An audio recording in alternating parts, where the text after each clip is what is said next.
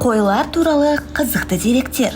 Қой бұл көптеген елдердің экономикасы үшін маңызды болып табылатын ауыл шаруашылығы жануарларының өте кең тараған түрі.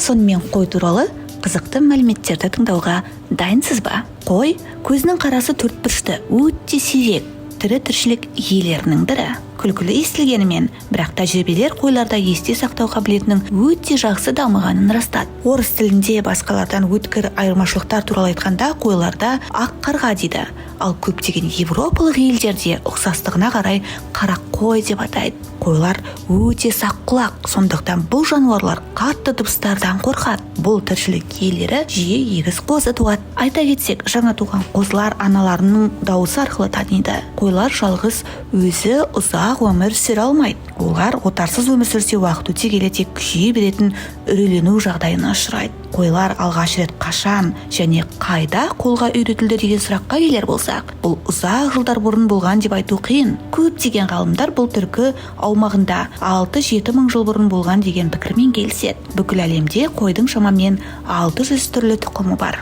Ғалымдар әлі күнге дейін сапасы мен жылуды сақтаудан алда тұрған қой жүнінің синтетикалық түрін жасай алмады.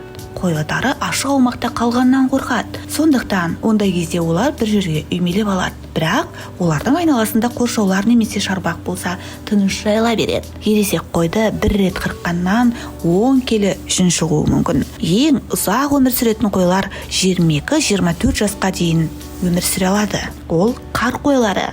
Тау қойы теңіз деңгейінен 5 шақырым жоғары биіктікте өмір сүре алатын бірнеше ірі сүтқоректінің бірі.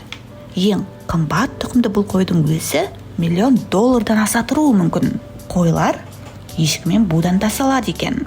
Ғалымдар клондаған алғашқы сүтқоректі Долли атты тақты қой болды. Жаңа қақпаға қой сияқты қадала қарау деген сөз ертеректе ежелгі Рим жауынгерлері қоршалған қалалардың қақпаларын таранмен қиратқандарына байланысты айтылған.